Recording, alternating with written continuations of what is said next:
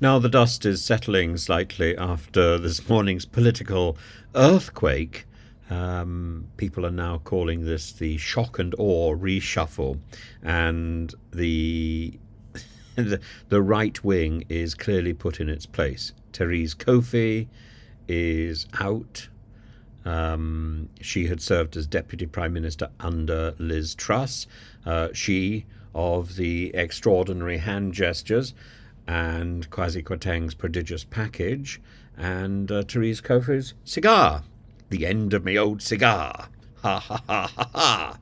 And, David Cameron has been pushed into the House of Peers, and as he should have been the moment he stopped being Prime Minister, so there's nothing particularly surprising like that. That now restores a tradition. Jeremy Hunt remains as Chancellor, with barely a week until the autumn statement. And that means, for the first time in a while, all the four big offices of state are now held by men. And in fact, the number of women in the cabinet altogether has gone down significantly. The Foreign Secretary is now James Cleverly. I keep calling him Jason. I have no idea why.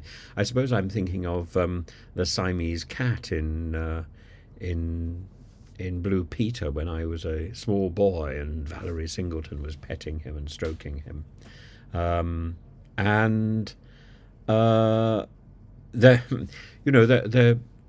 Lord Heseltine has praised Rishi Sunak for this, and encouraged him to bring George Osborne back. But so far that hasn't happened. But I think there's still a few gaps in the lineup.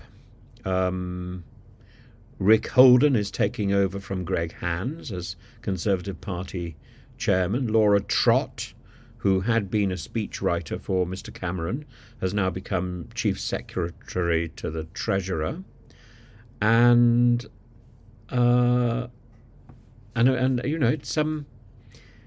it's everything is changed, and it's the most extraordinary cabinet reshuffle, I think, that has been seen in years. Jesse Norman, who was the MP for Hereford and South Herefordshire, quit the Department of Transport. He'd previously been in Treasury and the Foreign Office. Will Quince quit the Department of Health and Social Care. I mean, who cares about these people? They aren't terribly important. But Neil O'Brien and Nick Gibb have gone.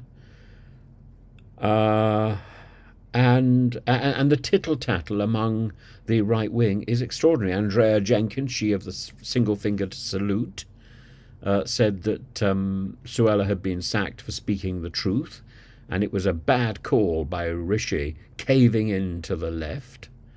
But Theresa May has congratulated Rishi Sunak and David Cameron on his return to government. His immense experience on the international stage will be invaluable at this time of great uncertainty in our world.